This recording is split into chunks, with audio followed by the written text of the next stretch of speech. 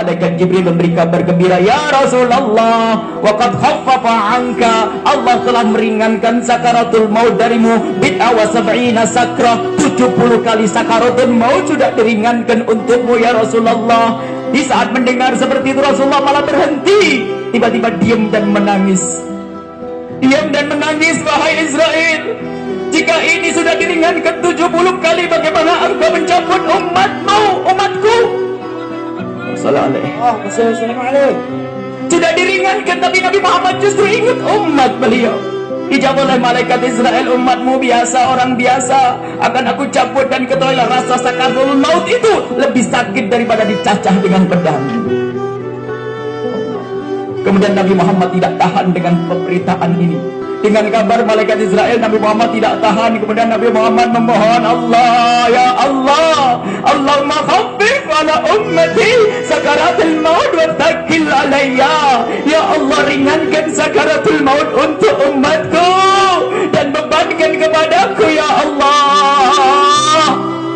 Kemudian Nabi Muhammad bergembira mengucapkan la ilaha illallah. Bayangkan Anda di saat melihat Rasulullah hendak pergi menghadap kepada Allah, Nabi Muhammad tiba-tiba mengangkat tangannya dan menunjukkan jadi telunjuk tanda ketauhidan la ilaha illallah. Dan Siti Aisyah yang mengusap kening Rasulullah yang selalu banjir dengan keringat yang harum seperti misik, diusap oleh Sayyidat Aisyah. Rasulullah mengucapkan kalimat la ilaha illallah, tangannya meninggi, dan tiba-tiba saat itu tangannya Rasulullah jatuh di tangan Sayyidat Aisyah radhiyallahu anha. Dan saat itu pun Siti Aisyah merasakan di paha beliau semakin berat, dan Siti Aisyah baru sadar bahwa saat itulah Rasulullah kembali kepada Allah Subhanahu wa ta'ala.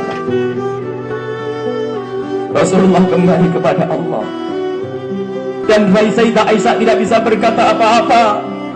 Rasulullah pulang kepada Allah, kembali kepada Allah. Sayyidah Aisyah bingung, kemudian diletakkan kepala Rasulullah, kemudian keluar ke pintu dan berkata, Rasulullah meninggal, Rasulullah telah kembali kepada Allah. Heboh yang ada di masjid, semuanya ribut. Sayyidina Ali yang saat itu berdiri terduduk dan tidak bisa berdiri lagi. Sayyidina Utsman tidak bisa berkata-kata sepatah kata pun, bahkan ada yang jatuh pingsan. Dan ada yang berkata, Sayyidina Zaid berkata, mataku setelah ini tidak boleh melihat selain Rasulullah. Ada yang langsung dibutakan oleh Allah saat itu. Ada lagi yang berkata, jika Rasulullah mati, aku tidak ingin hidup tanpa Rasulullah, ikut mati bersama Rasulullah. Dan masih banyak cerita-cerita dahsyat bersama meninggalnya Rasulullah sallallahu alaihi wasallam. Sayyidina Umar bin Khattab mendengar berita kematian Nabi Muhammad, beliau marah dan berkata, hai kaum muslimin, jangan seperti orang munafik berkata Muhammad telah mati. Muhammad tidak mati, Muhammad pergi kepada Allah, nanti kembali lagi. Mengangkat pedang Sayyidina Umar yang mengatakan Muhammad mati akan aku penggal lehernya. Datanglah Sayyidina Abu Bakar As-Siddiq. Setelah datang Sayyidina Abu Bakar As-Siddiq, Sayyidina Abu Bakar langsung masuk ke kamar ke kamarnya Rasulullah sallallahu alaihi wasallam.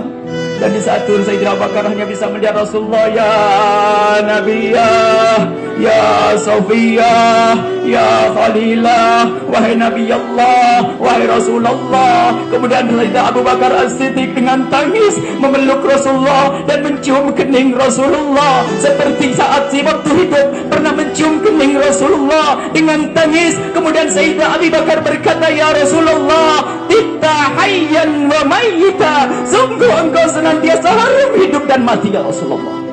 Dan di saat Nabi Muhammad dikubur ini, setelah dikuburkannya Rasulullah, Sayyidina Anas ditemui oleh Siti Fatimah Zahra. Wahai Anas, hai Anas, hai Anas,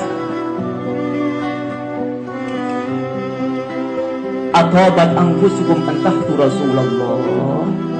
Anas, gimana engkau bisa ngubur Rasulullah? Apakah lega hatimu menabur debu di atas kepala Rasulullah?